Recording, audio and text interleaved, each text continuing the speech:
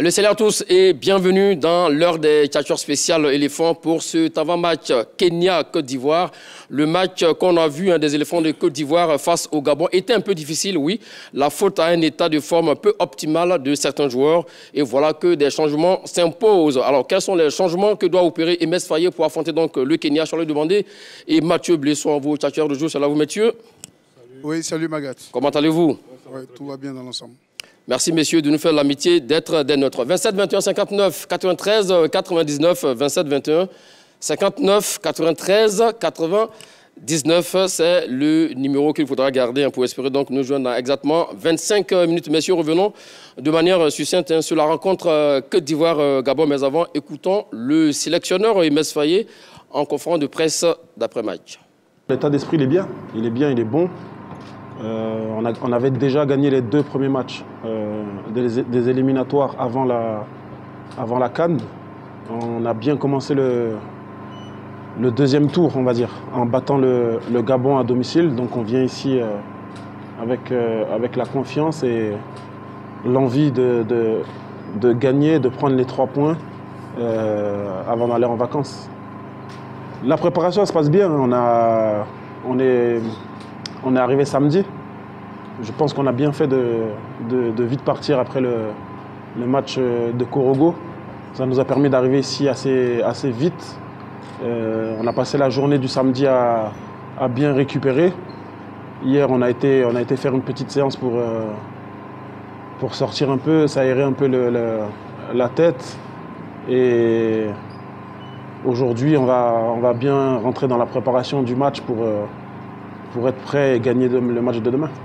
On avait Seko et Ghislain qu'on a laissé au repos hier. Ils ont juste fait le footing parce qu'ils avaient un peu de douleur, de courbature par rapport au match du vendredi. Pour Seb, c'est un peu plus compliqué. Il ne sera pas ce soir à l'entraînement. On attend de voir demain matin au réveil dans quel état physique il sera pour prendre la décision de le mettre sur la feuille de match ou non. Pour avoir revu le match du Gabon, je ne pense pas que ce soit le système qui est fait qu'on a eu quelques difficultés à battre le Gabon. Je pense que c'est surtout sur la fraîcheur physique que ça s'est joué. On savait que c'était une période qui était difficile parce que la saison a été longue pour nos joueurs. Ils sont arrivés dans un très bon état d'esprit, mais c'est vrai quand même un peu fatigués.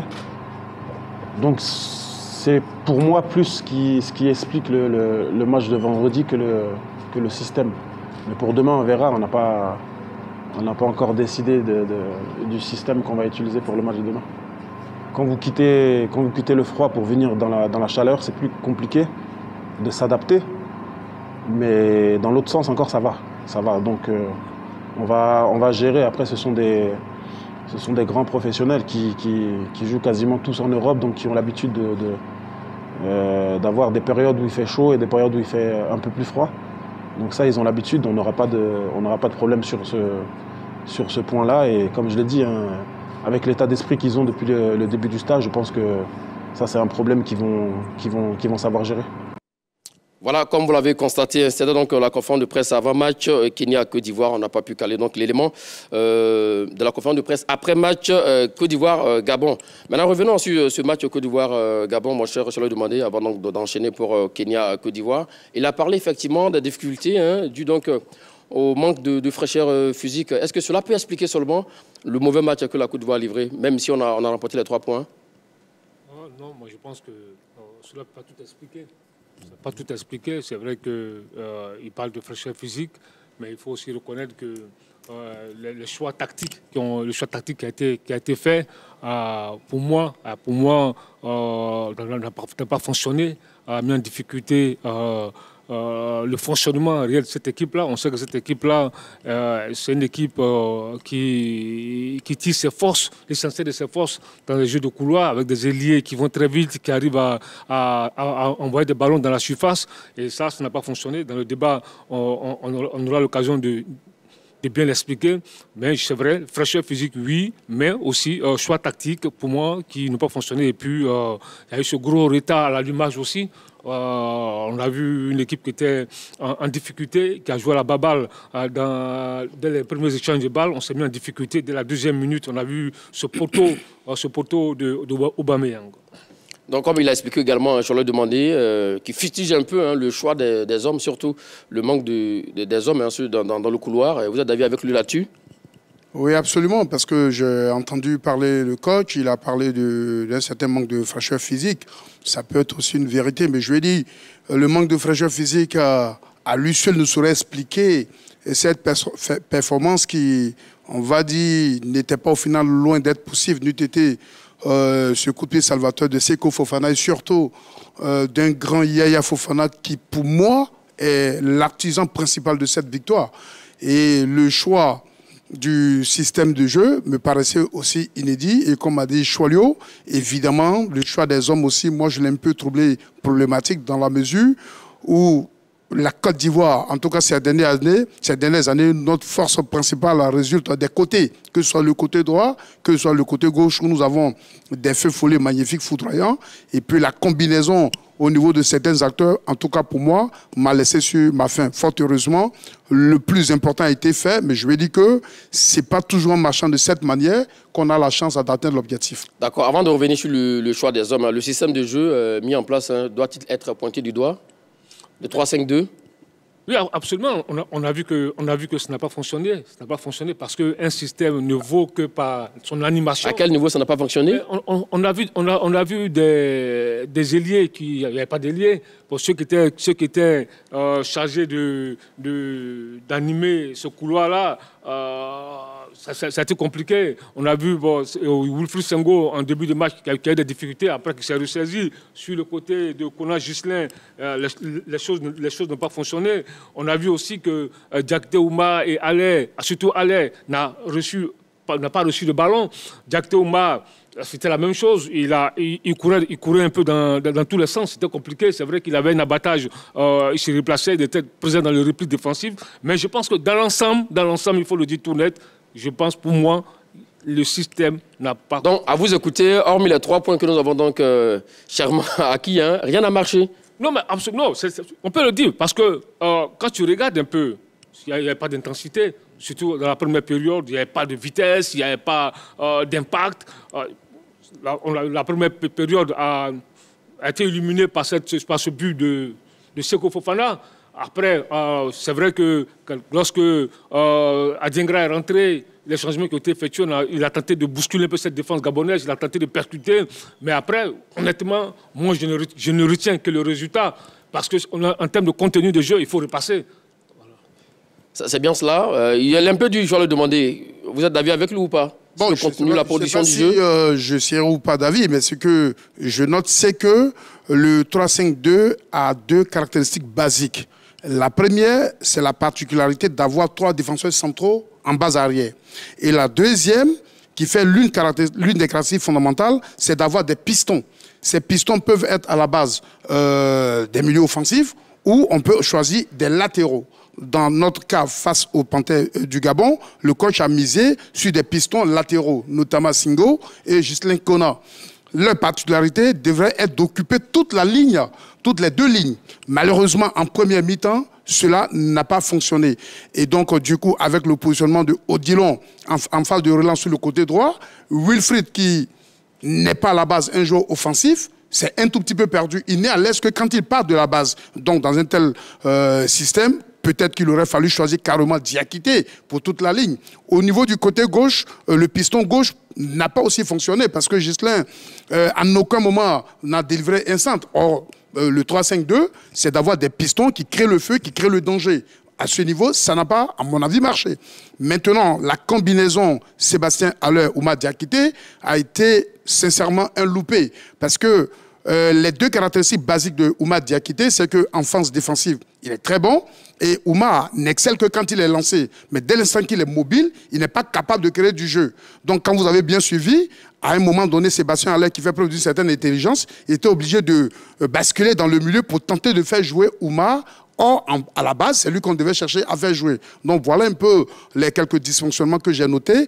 Et avant que notre trio central ne se retrouve, je vais dire Agbadou, Evan Nguessan et Kosonou, il y a eu quelques égarements. Et c'est là que je salue le très grand jeu de Yaya Fofana qui a colmaté les brèches de ses partenaires pendant les 25 premières minutes. J'avoue qu'on a failli passer à la trappe. Mais tout n'est pas à jeter, à vous écouter, hein, messieurs. On a vu une action de Douma Diakité à la 8e minute du jeu. Était donc, il n'a pas eu de chance hein, parce que le ballon a frôlé donc, le poteau.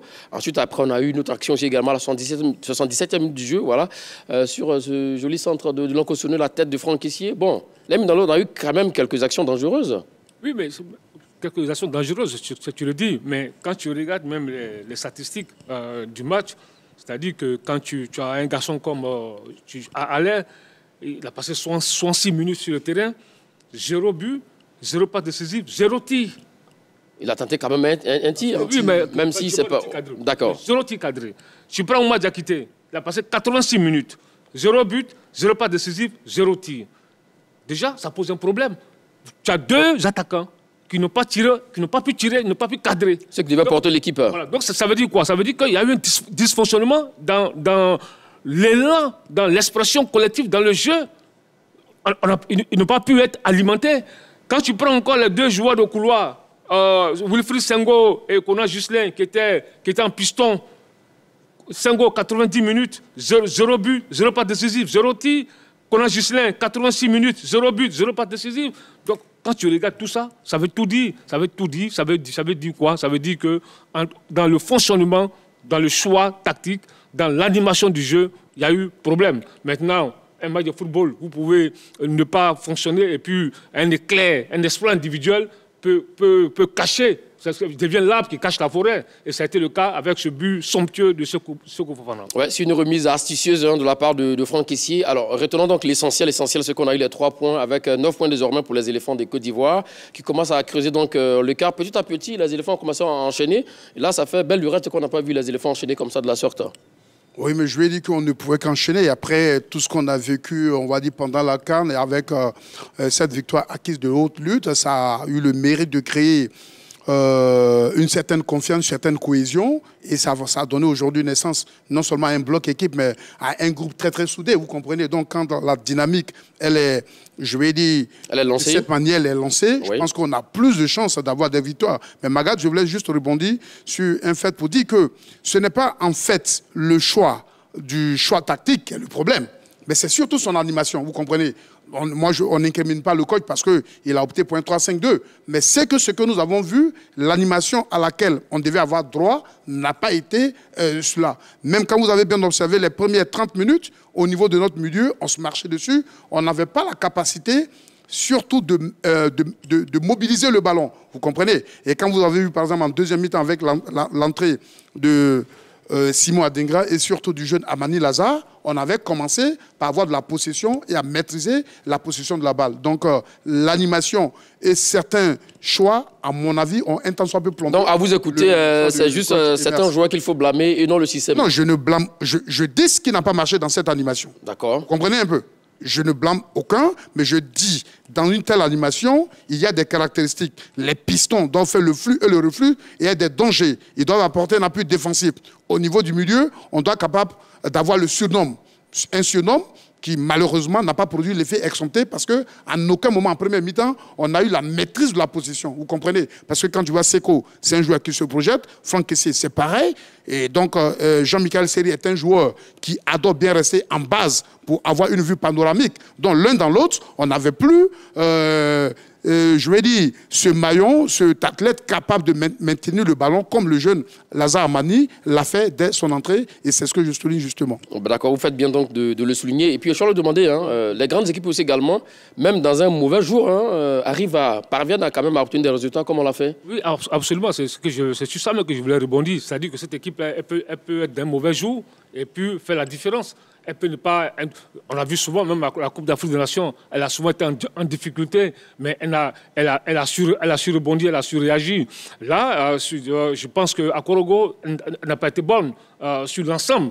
Quelques minutes, mais en début de rencontre, ça a été compliqué. les éléphants étaient en difficulté, mais il y a eu un grand Fofana qui était là, qui a eu les gants fermes, qui a fait des arrêts spectaculaires qui ont permis à la Côte d'Ivoire de ne pas perdre ce match-là. Parce que quand tu regardes les occasions obtenues par les Panthères, dès la 2e minute, le poteau de Aubameyang, ensuite on a vu l'arrêt à la 12e minute de Fofana, on a encore vu à la 17e minute ce tir de Bouanga et Yaya Fofana qui a été encore décisif. Après, on a vu à la 25e minute, Yaya encore dévié un tir de Bouanga. Donc, c'est pour te dire quoi? Et même à la 28e minute, il y a eu le coup franc magistral de Bouanga que Yaya a enlevé. C'est pour te dire quoi? Dans les 40 premières minutes, les Panthères ont eu des occasions pour faire la différence.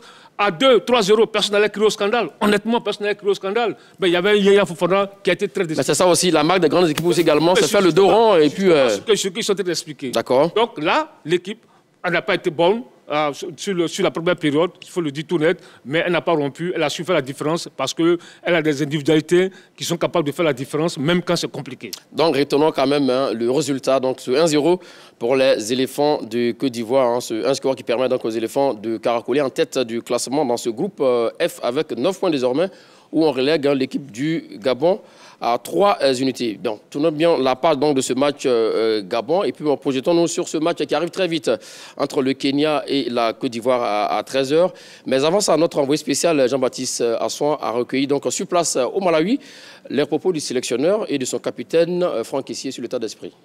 Avant le stage, on a dit on faisait ces 2 matchs pour gagner. On savait que la saison avait été longue pour les joueurs et que physiquement ils allaient arriver fatigués, mais on voulait qu'ils fassent le boulot et qu'on gagne les 2 matchs pour se rapprocher encore un peu plus du mondial. C'est un match hyper important parce que il y a déjà 2 Coupes du Monde que la Côte d'Ivoire n'a pas participé. Donc on aimerait bien être présent en 2026 à la prochaine Coupe du Monde. Donc ça passe déjà par ça, par ce genre de match, par des victoires et rester premier jusqu'à la fin. Voilà, merci à vous Jean-Baptiste qui est en train de faire un excellent boulot du côté donc, du Malawi. Alors comme il a dit également Franck Kessié, ça fait un bon bout de temps. La Côte d'Ivoire n'a pas participé donc, au mondial. On sent des garçons très concentrés qui savent ce qu'ils ont à faire désormais. Oui, absolument, parce que tu sais, c'est une génération qui veut goûter aux délices de la Coupe du Monde. Tout footballeur rêve de participer à une Coupe du Monde. Et là, on sait que la Côte d'Ivoire, depuis 2014, la Coupe du Monde au Brésil, n'a plus participé à une phase finale de Coupe du Monde. Et je pense que cette génération-là veut aussi rediter l'exploit de la génération dorée, parce que la Coupe du Monde, c'est le rêve de tout footballeur. Et puis là, ils ont une chance aujourd'hui de se qualifier. Ils sont en tête de ce groupe-là. C'est à eux maintenant de bien gérer ces matchs-là. Il faut jouer des finales, il faut gagner les matchs là et puis se qualifier pour la Coupe du Monde. Et puis, comme je le dis, j'insiste là-dessus, sortir vivant des poules.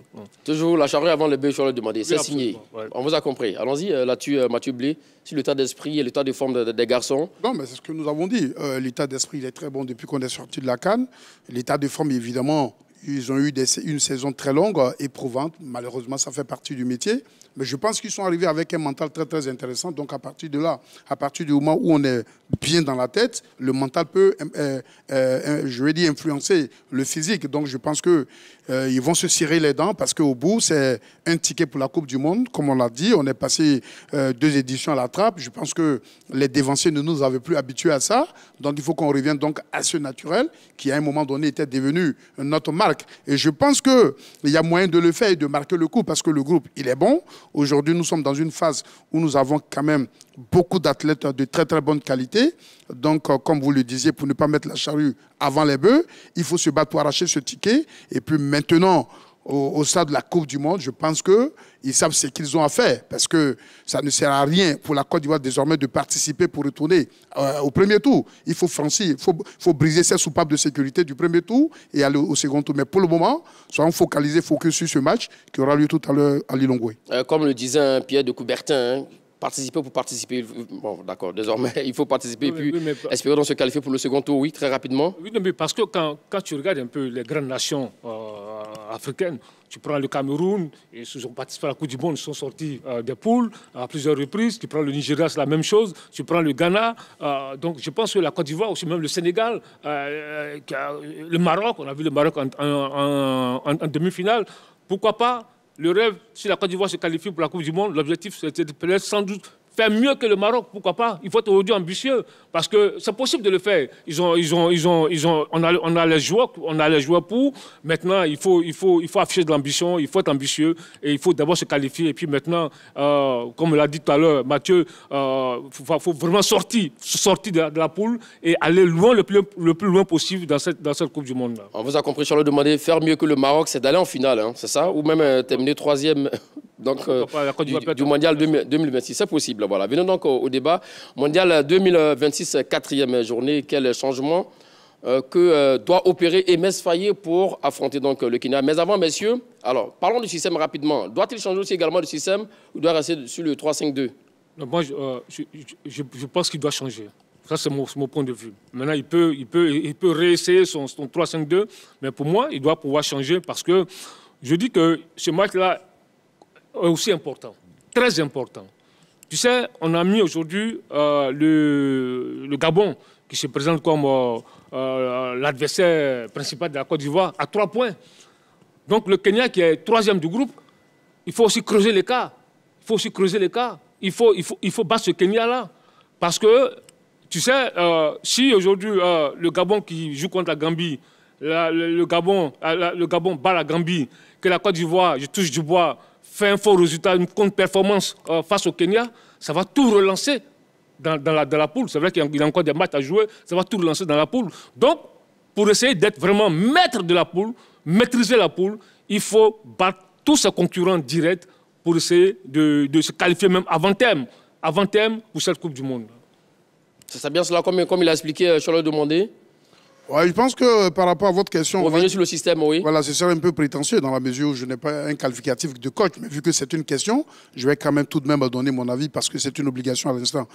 Moi, je pense que ce serait beaucoup plus sage de revenir donc à notre légendaire 4-4-3 dans la mesure où il est plus huileux, il est plus structuré, les joueurs l'ont assimilé, ils l'ont intégré. Je pense que, et ça a le mérite de mettre certains de nos athlètes surtout en évidence, parce qu'aujourd'hui, cette équipe, elle est riche d'ailiers virevoltants qui, à tout moment, peuvent déclencher des occasions décisives. Je pense notamment à Dingra, à Jérémy Boga, à Nicolas Pepe. Donc, je pense que ce serait mieux de revenir à ce système pour essayer de faire le résultat. Parce que n'oublions pas que, surtout dans les parcours qualificatifs, en général, les dangers et les pièges viennent des petits cendrillons. Non, autant utiliser une animation qui est maîtrisée, au sein de laquelle on s'en sort, et essayer de faire rapidement le résultat.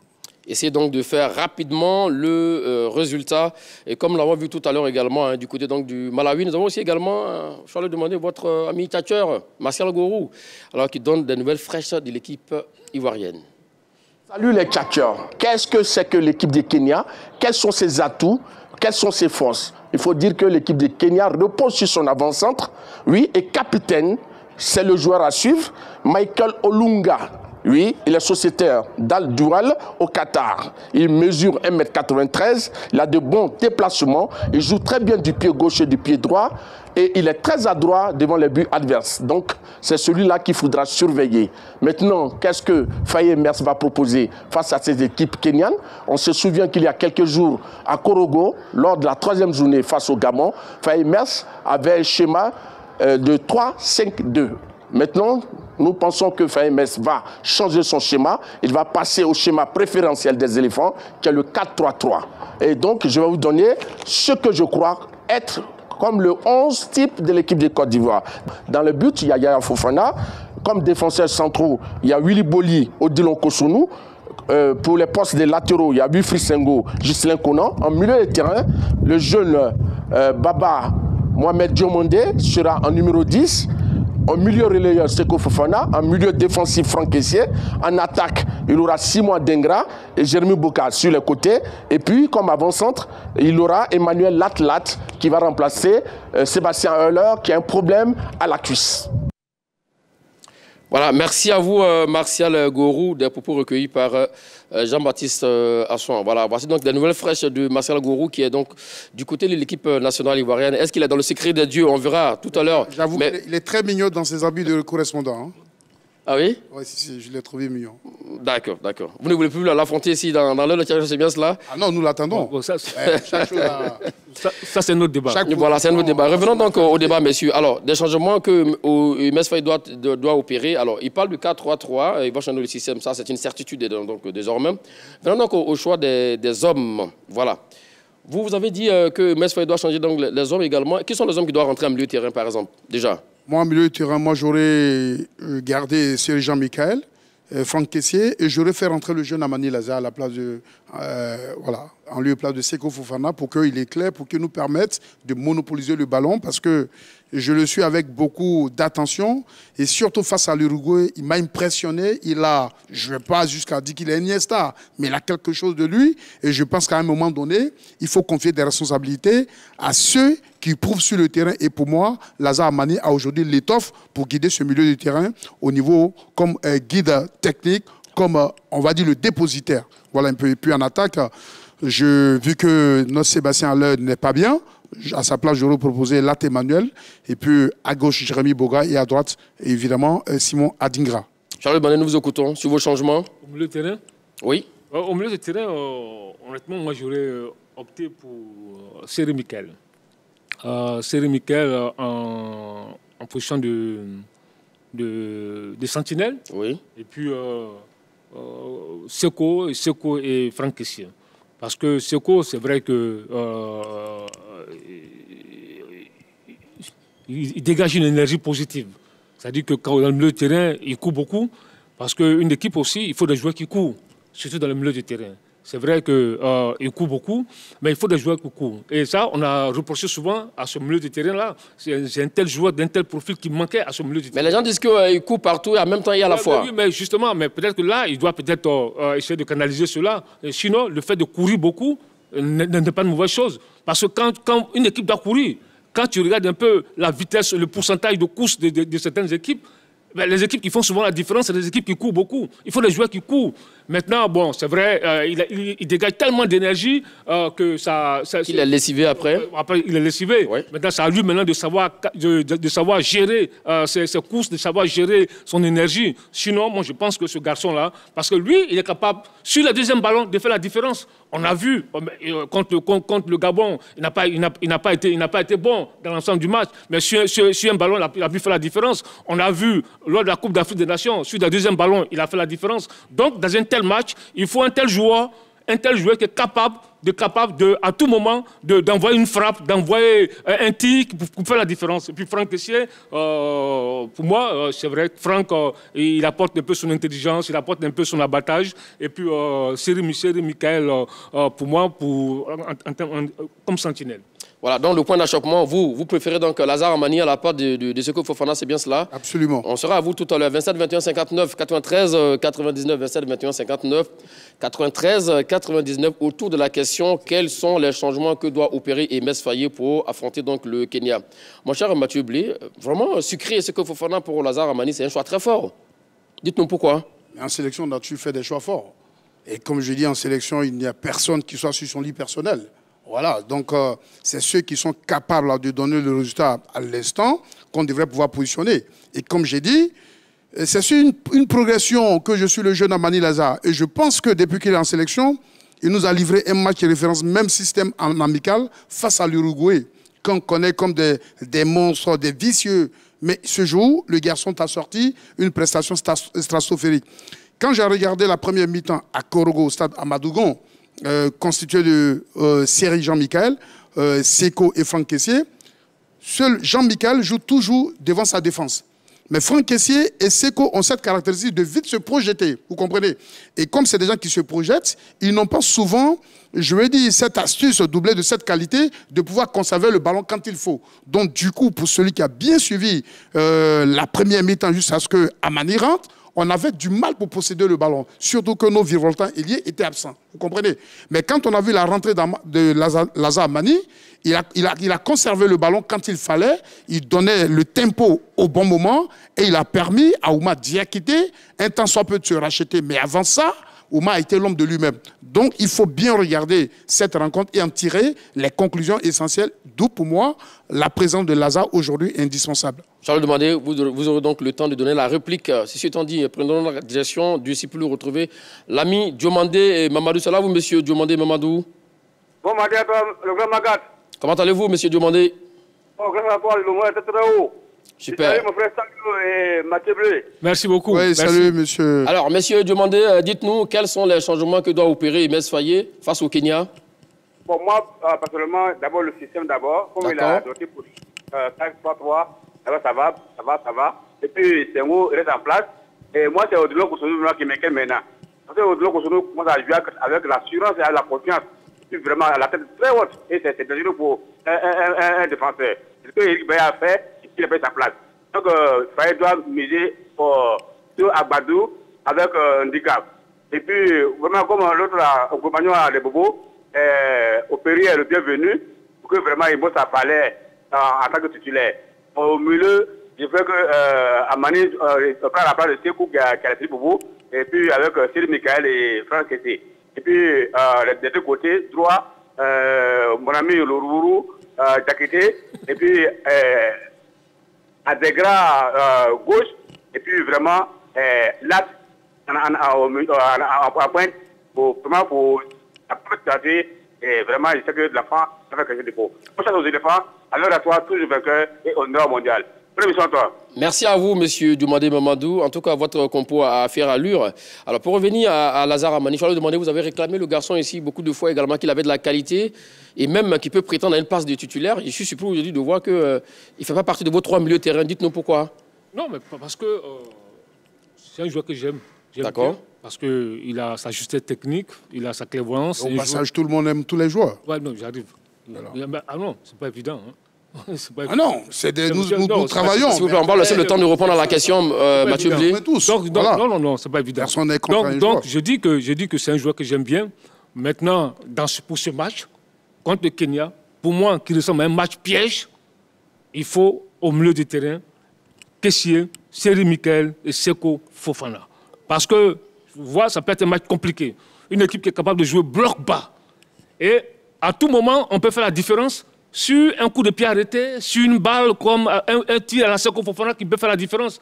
Donc, c'est pourquoi je dis, je maintiens Seko Fofana, pour moi, dans ce trio au milieu de terrain.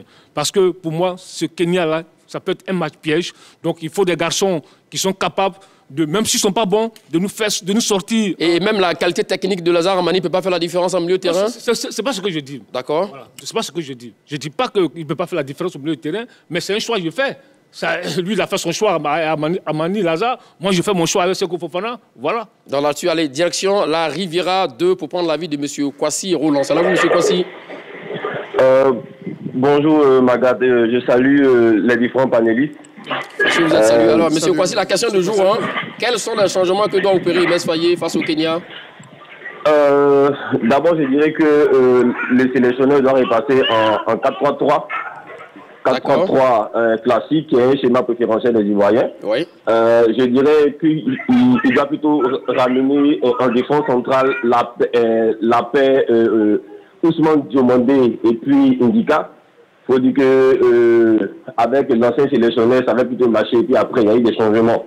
Je dirais, au niveau des latéraux, Singo et puis Opéry, Christopher Opéry. J'aime bien ce profil-là. Il est technique, il peut aussi créer du danger, emmener des centres, mais évidemment, notre attaquant Alain Vedette n'est pas là.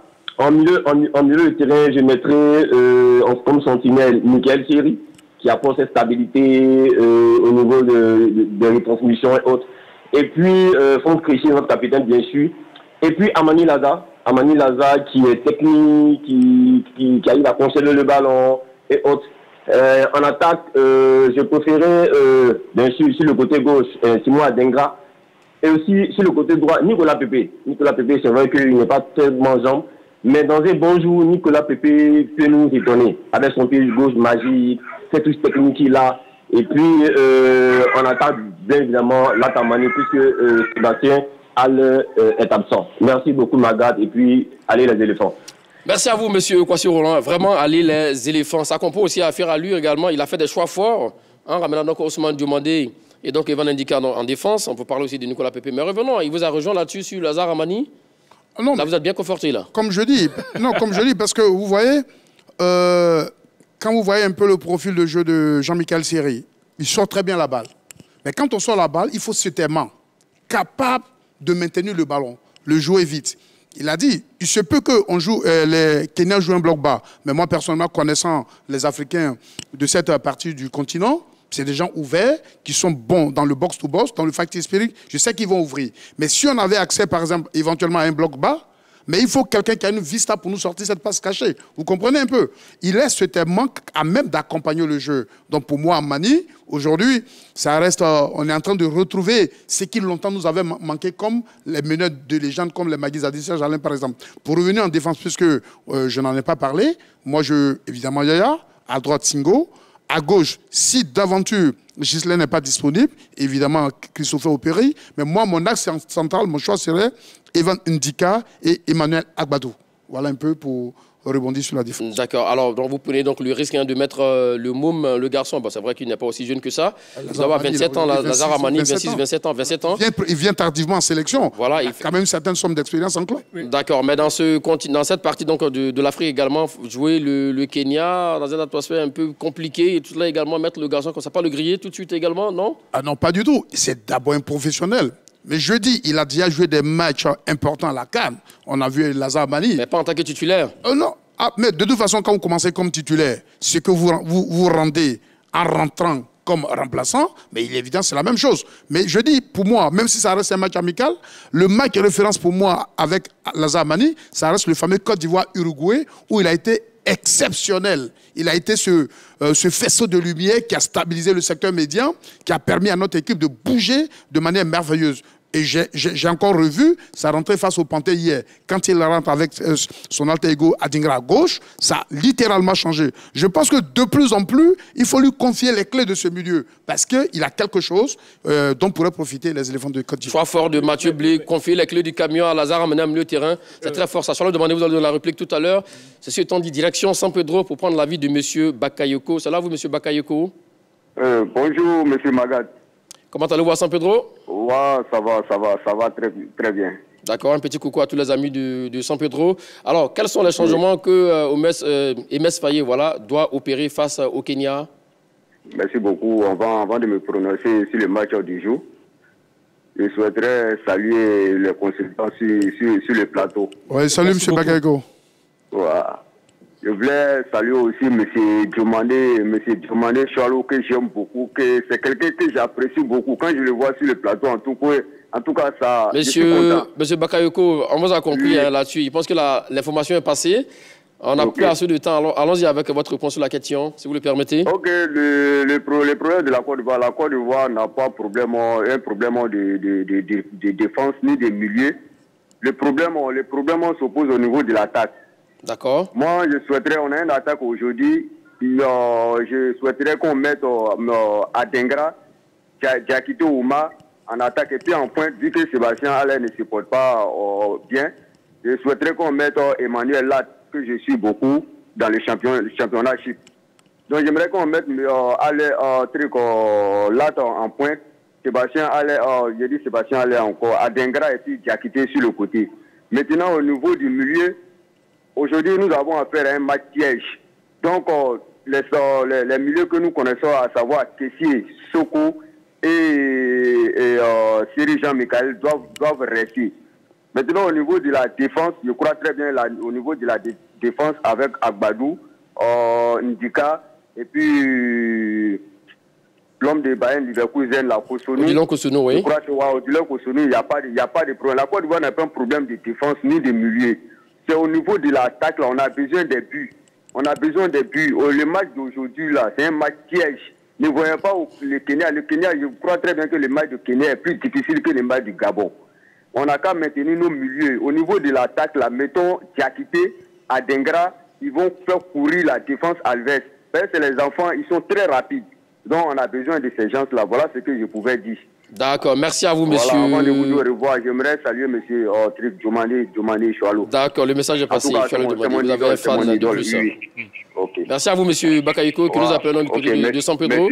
Autour de la question, quels sont les changements que doit opérer Emes Faye pour affronter donc le Kenya? Je vais demander, on va vous donner la même, mais allons-y pour l'essentiel aussi également, parce que nos chers amis téléspectateurs attendent également la compo officielle d'Emes Faye devant donc affronter le Kenya. Voici donc la compo qui devrait donc s'afficher. Alors, nous avons donc Yaya Fofana, Evan Ndika, Wilfried Sengo, Gislain Kouna. Donc, c'est une très bonne nouvelle de le voir donc, à gauche. Donc, Sengo, Wilfried à droite, Willy Boli en défense centrale avec Evan Ndika, Franck Kessié, Seko Fofana est bel et bien là. Vous avez donc Simon Dengra, Lat Emmanuel Junior, Boga Jérémy. Hey, tiens, notre ami Mathieu Blé était donc dans le secret des dieux avec Lazare Amani qui débute aussi également. Voici la compo officielle de Emes Faye sur leurs 11 premiers entrants face au Kenya. Je vais demander premier commentaire là-dessus. Oh, premier commentaire, je pense que c'est le choix qu'il a fait. Maintenant, Seri Michael, quand je regarde bien, Seri Michael n'est pas dans le match. Lazare Amani, Seko et Franck Kessié. Donc, comme il a dit, Lazare Amani, moi j'ai dit Seko Fofana, Lazare est là, Seko est là. Maintenant, c'est Seri Michael qui n'est pas là avec Seko Fofana. Maintenant, au niveau de l'attaque, c'est vrai, Lat Emmanuel, c'est un garçon qui a 25 ans, qui a marqué, ses statistiques sont impressionnantes quand même. 30 matchs, 16 buts, une passe décisive. Vous voyez qu'il marque beaucoup. Donc, c'est une occasion pour lui aujourd'hui de sans doute marquer des points. Maintenant, j'aurais préféré, sur les côtés, pour moi, Diakité Ouma et Simon Adengra. Mais là, c'est Jérémy Boga et Simon Adengra, et puis Lat comme pointe. Et moi, j'aurais préféré Diakité Ouma et Adengra. Voilà. Donc, il aurait donc préféré Diakité Ouma et Adengra. Donc, voici la phase offensive des éléphants de Côte d'Ivoire, Jérémy Boga et Lat Emmanuel, et puis Simon Adengra. Donc, là-dessus, c'est aussi des joueurs forts de la part de Emes Faye, Jérémy Boga, qui retrouve une place de titulaire. Oui, déjà, force de le dire, parce que depuis l'avènement du coach Faye, je vais dire en match officiel, c'est aujourd'hui que Jérémy Boga retrouve une place de titulaire. Donc, c'est un essai quand même de le souligner. Et bon, en défense, si j'ai bonne mémoire, j'ai vu Willy Boli, qui n'était pas mon choix. Après, comme on dit, c'est le coach qui l'a au quotidien avec ses joueurs. Il les voit mieux, il les sent mieux. C'est un choix. Mais j'avais opté pour la paix à Gbadou Evan parce que, comme on sait, nos frères de l'Afrique australe sont virevoltants. Et voilà, mais comme Willy, on imagine que son impact physique va stabiliser, je vais dire, Michael Olungo et notre ami Juma Choka, qui sont les deux fers de lance de cette attaque des Arambistas. Maintenant, après, le coach a fait des choix. Évidemment, dès qu'on finira l'émission, nous serons les premiers supporters des choix. Et puis, bon, ben, quel que soit le résultat, bien, chacun viendra donner, je vais dire... Vous voulez nuancer déjà vos propos je sur... ne nuance pas, oui. parce que tu critiques pas, les choix sont faits. Maintenant, ce qui est évident, on a dit des choses qui sont rentrées, je pense qu'au milieu, celui qui a fait les frais, au final, ça reste Jean-Michel. Il avait opté pour Seko, j'avais opté pour Lazare Amani. Je pense que le coach s'est dit, il faut changer le boulon, c'est Jean-Michel. Il a fait. Donc, quoi qu'on dise, le choix est fait. Et la seule manière de revenir sur ces choix, c'est de voir la prestation, l'animation que va servir ces acteurs. Mais quand le match commencera, Magat souffrait que nous soyons des supporters. Bon, maintenant, non, là, il n'y a pas de problème. Nous serons à vous demander avec votre permission, car il y a un autre Diomandé qui attend du côté de Dalawa, monsieur Diomandé Ousmane. C'est là vous, monsieur Diomandé? Oui, bonjour, monsieur. C'est du côté de Gagnoa, s'il vous plaît. Gagnoa, autant pour moi, hein, d'accord. Alors, comment allez-vous à Gagnoa, monsieur Diomandé? Oui, ça va très bien, par la grâce de Dieu. D'accord. La question du jour, quels sont les changements que Emes Faye doit-il opérer? On vient de voir donc effectivement ces changements-là déjà. Vous êtes pour ou contre certains changements? Bon, je dirais que je suis un peu contre, parce que bon, malheureusement, je n'ai pas pu vite vous joindre pour donner ce que je pensais. D'accord. Mais je peux quand même apporter des additifs par rapport aux changements que le coach Faye vient de faire. Allons-y. Ok, moi, au niveau de la défense, j'avais voulu que... Parce que la dernière fois, on a joué avec un 3-5-2. Bon, j'avais voulu que pratiquement on revienne un peu sur les 4 défenseurs centraux. Maintenant, comme nous jouons contre une équipe qui est athlétique, tout le monde sait que l'Afrique de l'Est, là, pratiquement au marathon, c'est des joueurs un peu trop athlétiques. Exactement. J'avais voulu ici que, vraiment, au niveau du milieu défensif, là, ils jouaient moins avec 2 pistons, c'est-à-dire que 2 milieux défensifs, c'est-à-dire Seri Jean-Michel déjà, Et puis peut-être il décalait un peu Cotonou, un peu à côté de Seri Jean-Michel, parce que comme Cotonou a ces qualités-là, pour qu'on puisse contrer dès la première mi-temps les assauts, parce que je suis sûr, vu les altitudes de l'Est, pratiquement ils vont essayer de nous harceler un peu, parce que c'est un match piège. C'est vrai, si on gagne ce match-là, on est pratiquement 12 points, on est largement devant. Voilà, donc c'est ce qu'il avait voulu, mais malheureusement, bon, il a fait des choix, on va essayer de les respecter. Maintenant, au niveau de l'attaque, vraiment, bon, je vois un petit nouveau, mais j'ai peur pour lui un peu, parce que c'est des matchs un peu tellement tendus. J'avais voulu peut-être qu'il aille encore avec l'ancienne attaque, parce que c'est déjà des matchs où souvent, les nouveaux peuvent passer un peu inaperçus. Je ne doute pas des qualités du jeune, je sais pas comment on l'appelle, Lat Emmanuel, oui. Voilà, Lat Emmanuel, je ne doute pas de ses qualités. Mais vraiment, je veux que vraiment on ne grille pas déjà nos jeunes joueurs, parce que vraiment, c'est des compétitions, c'est des endroits de l'Afrique où l'altitude, l'atmosphère est très brûlante. Et puis bon, vraiment, la compétition sera un peu plus rude. Voilà, donc voici un peu ce que j'avais voulu. Bon, malheureusement, pas malheureusement, on va prier Dieu pour que ça puisse prendre. Et puis bon, on va voir ce que ça va donner. Merci à vous, monsieur Demandé, qui appelait du côté de... Je tiens à vous saluer vraiment pour l'émission. Vraiment, c'est tellement bien. Et encore une fois de plus, mon frère Sol Demandé, vraiment toujours pertinent dans ses idées. Vraiment, merci à vous tous. Merci à vous, monsieur Demandé, qui appelait donc du côté de Gagnoa. Alors, effectivement, selon lui, il fallait avoir 2 bloqueurs en 4-2-3-1, sans doute. Mais face à une équipe athlétique du Kenya, et 3 milieux de terrain, c'est un risque. Hein? Mais tu vois que ce qu'il vient de dire est assez pertinent. Parce que quand tu regardes le trio dans le milieu de terrain, Kessié, Seko, Lazare, est-ce qu'il y a un bloqueur? Moi, je ne vois pas de bloqueur. Qui sera la sentinelle? Qui va protéger la défense? Parce que Kessié, on sait très bien qu'il peut jouer, il peut jouer sentinelle, il peut jouer relayeur, etc. Mais alors, selon vous, qui peut jouer le rôle de bloqueur? Mais forcément, ce sera Kessié. Tu vois, ce sera Kessié. Mais est-ce que Kessié, aujourd'hui, peut le faire? C'est la question qu'on se pose. Sekou Fofana, on sait qu'il se projette très vite. Lazare Amani, ce n'est pas un bloqueur, c'est un milieu offensif, c'est un milieu relayeur. Donc, moi, la question que je me pose, comment bloquer ce milieu de terrain-là, la sentinelle? Qui sera la sentinelle? Est-ce que dans ce secteur de jeu, dans ce compartiment-là, on va... Donc, selon vous, c'est un danger déjà? Bon, non, je me pose des questions. Je ne dis pas que c'est un danger. Je me pose des questions. Ça, c'est un. Deuxièmement, parce que, tu vois, le Kenya, tout à l'heure, il le disait que je ne crois pas que le Kenya puisse ouvrir le jeu contre nous. Forcément, ils vont jouer bloc bas et procéder par des contres. Moi, je ne vois pas aujourd'hui une équipe qui est capable de venir ouvrir le jeu contre la Côte d'Ivoire. Ils sont très prudents, ils vont jouer bloc bas, essayer de procéder par des contres, puisqu'ils ont des gars qui vont très vite, qui sont athlétiques. Maintenant, là, qu'est-ce qu'il faut faire? Défensivement, il faut de la solidité. Je rejoins, comme on l'appelle, Blé, Agbadou, pour moi, et Evan Dika, pour moi, c'était vraiment la paire idéale. Parce que Agbadou, depuis quelques matchs, depuis le match contre l'Uruguay, depuis le match contre, comme on l'appelle, le dernier match contre Gabon, il est vraiment dans son élan, il est monté en puissance. Moi, j'aurais voulu vraiment le voir encore avec Evan Ndika. Bon, mais le choix a été fait, c'est un choix d'entraîneur. Mais si j'étais l'entraîneur, j'allais remettre Agbadou à côté d'Evan Ndika. Et puis maintenant, devant, honnêtement, devant, il faut, pour moi, il y a Oumar Diakité, et puis Adengra, et puis bon, Lat Emmanuel. Parce que il faut vraiment bloquer les côtés kenyans. Oumar Diakité, il va percuter, il va se replacer, il va participer aux tâches défensives. Adengra, il va apporter sa percussion, sa vitesse, sa vista. Et puis bon, il faut maintenant pouvoir alimenter Lat Emmanuel. Boga, c'est vrai, il a la justesse technique. Quand tu regardes sa qualité technique, il n'a rien envié à un Diakité Oumar ou un Adengra. Mais pour moi, c'est dans le repli défensif, dans les tâches défensives, qu'un garçon comme Oumar Diakité m'intéresse. Exactement. Allez, direction Dieucoué pour prendre l'avis sans doute du dernier intervenant, M. Brou Bléou. Salut à vous, M. Brou. Oui, bonjour, je suis là. Alors, on vient de voir la compo officielle concoctée par Imès Faye. Un commentaire là-dessus? Oui, je tenais à vous remercier.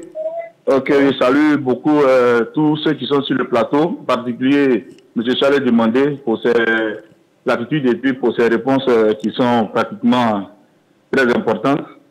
Ok, donc en ce qui concerne la composition de l'équipe, je trouve que Faye Imès a bien fait de faire reposer quelques défenseurs et puis au milieu de terrain de faire reposer Jean-Michel Seri.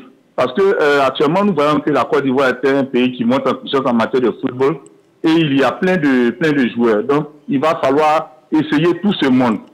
C'est pas parce que la Côte d'Ivoire a remporté la Coupe d'Afrique qu'aujourd'hui, nous allons passer notre temps à classer une seule équipe, à classer les mêmes joueurs. Il faut faire entrer pratiquement tous ceux qui n'ont pas joué. Quand on voit Willy Boli, qui est titulaire dans son club, quand on voit le jeune Amané, qui est aussi titulaire partout dans son club, il va falloir faire un changement. Donc, c'est pour envoyer une bouffée d'air pour que nous puissions évoluer rapidement. Donc, ce classement, ma foi, pour moi, est très, très important. Parce que, vous voyez, en attaque, nous avons Lax, nous avons Jérémy Boga, nous avons Adengra. Le match est passé, les trois n'étaient pas titulaires, aujourd'hui ils sont titulaires. Quand tu auras ce qu'on appelle un remplacement, je sais que l'entraîneur va faire rentrer pratiquement le Wourou, Jérémy, comme on appelle même, Nicolas Pépé. Ah, d'accord. Voilà, et voilà, Nicolas Pépé. Et cela va nous apporter encore plus de chance. Aujourd'hui, vous voyez, en Afrique ici, il n'y a pas pratiquement de petites équipes. Hein. Hier, nous avons vu le Bénin qui a frappé le Nigeria. Le Bénin qui a gagné le Nigeria. Nous avons le Ghana qui a failli faire un match nul face à la Centrafrique. Donc aujourd'hui, il faut être concentré. Donc cette concentration, c'est ce que Faye met au sein de l'équipe nationale. Il fait tourner tout son effectif. Parce que si nous jouons seulement avec une seule équipe, ça va nous poser problème. Donc je pense bien que c'est un bon classement. Laissons l'entraîneur faire. Il joue en fonction des équipes. Et notre objectif aujourd'hui, c'est de remporter tous nos matchs et d'aller en Coupe du Monde. Donc, pour moi, c'est très important de faire tourner son effectif. Et cette équipe-là qui est présente, qui va jouer tout à l'heure, va montrer en tout cas les couleurs ivoiriennes. Donc, félicitations à Faye et bonne chance aux Ivoiriens. Et vive la Côte d'Ivoire et que la Côte d'Ivoire gagne ce match. Merci à vous, M. Brou Bléou, qui nous appelle donc de Dieukou, sans doute le dernier intervenant dans cette émission. Alors, c'est 5 changements, hein, contrairement donc au match face au Gabon, face à une équipe kenyane qui joue en 5-3-2, c'est-à-dire 5 défenseurs. Et il est là, votre ami Michael Olunga. Alors la question, faut-il craindre le Kenya, je dois le demander? Non, il ne faut pas craindre le Kenya. Attends, tu es quand même champion d'Afrique, tu es quand même 5e africain, tu es quand même 38e au classement mondial. C'est vrai, le Kenya, 24e africain, 107e mondial, mais ça ne veut rien dire. La réalité, c'est le terrain. Maintenant, on ne peut pas craindre le Kenya, mais il faut respecter le Kenya. Parce que c'est un match qui ressemble à un match piège pour moi. Il faut faire très attention à cette équipe-là, qui compte une victoire, un nul et une défaite dans ce groupe, mathématiquement, qui n'est pas encore éliminé. Donc, il faut respecter cet adversaire-là, il ne faut pas craindre. Maintenant, il faut forcément tenter de remporter ces 3 points. Parce que là, il y a quelque chose d'intéressant quand même. Quand tu regardes, Faye, il essaie de faire jouer la concurrence. C'est-à-dire que nous sommes dans le débat. Nous sommes dans le débat ici, mais quand tu regardes son fonctionnement, il fait jouer la concurrence. Et c'est ce que vous avez demandé depuis belle lurette. Absolument, parce que c'est important de le faire. Quand aujourd'hui, tu vois, il titularise un garçon comme Amani Lazare, mais c'est un choix fort. C'est vrai que dans mes choix, je ne l'ai pas mis, mais c'est un choix fort. Quand il prend le risque de mettre un garçon comme Emmanuel Lat pour débuter un match au Kenya, c'est un choix fort, parce qu'il pouvait faire autre chose. Il pouvait mettre Diakité Ouma en position d'avancante, jouer avec Boga et Adengra. Mais ses remplacements poste pour poste, ils sont à l'air qui ne se sent pas bien, il met Emmanuel Lat. Donc je pense que c'est tant mieux pour lui et c'est une très bonne chose pour la Côte d'Ivoire. Vous pouvez jouer la concurrence. Doit-on craindre le Kenya? C'était la question. Non, il faut simplement respecter le Kenya. Mais on ne doit pas craindre le Kenya. Ça, c'est aussi clair que net. Maintenant, ce que je voulais dire, parce que j'ai entendu M. Diomandé parler un tout petit peu de la sentinelle, ou donner l'impression que la sentinelle doit forcément être du Goliath. Non, aujourd'hui, peu importe le gabarit, la sentinelle, c'est juste un rôle qu'on tient de manière intelligente et savante. Quand on voit Vitinha, il le tient à Paris. Ce n'est pas un monstre stratosphérique. On a vu. Mais il n'a jamais fait comparaison, avec le physique. Je l'ai écouté, parce que quand on dit bloqué, ça donne l'impression que je viens. Après, ça peut ne pas être votre pensée, mais c'est la réponse que je voulais envoyer vis-à-vis de ce que vous avez dit. Vous comprenez? Parce que aussi, ça se joue à l'intelligence. Et puis aujourd'hui, on sait que dans le football moderne, lorsqu'on perd le ballon, tout le monde défend. Et quand on a le ballon, tout le monde attaque. Maintenant, au niveau, après on ne va pas revenir en arrière, mais connaissant les Kenyans qui sont très rapides, c'est à ce niveau qu'au niveau défensif, peut-être que nous allons rester en bloc bas avec Willy, Parce que si on joue avec Willy, devant des Kenyans, il faut rester en bloc bas. Maintenant, pour le reste, il a parlé un temps soit peu. Mais je lui ai dit qu'il y a quand même, depuis un moment où un garçon comme Jérémy Boga même fait quand même pas mal d'avancées au niveau des replis défensifs. Quand vous vous rappelez, par exemple, son dernier match en club, Lille contre Nice, il était carrément le piston gauche de son club. Donc, je pense qu'il y a quand même des montées. Mais il faut aussi saluer surtout, évidemment, cette idée de concurrence. Parce que c'est ce qui peut porter l'équipe nationale très haut. Il faut jouer la concurrence à fond. Et il y a le fait qu'on sort d'une saison qui est très longue.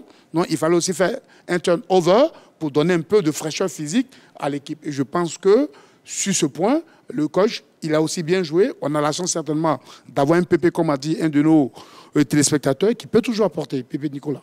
Est-ce qu'il faut faire du turnover pour faire du turnover là-dessus? On fait le turnover avec des gens qui ont la qualité. Oui. C'est en ce sens que le turnover prend tout son sens. Je voulais rapidement rebondir sur ce qu'il vient de dire, parce que quand je parle de bloqueur, le bloqueur n'est pas lié au physique du joueur. Un garçon comme Akaïsis Baudelaire, ce n'est pas un monstre physique, mais c'est un très bien bloqueur à la Sec Mimosa.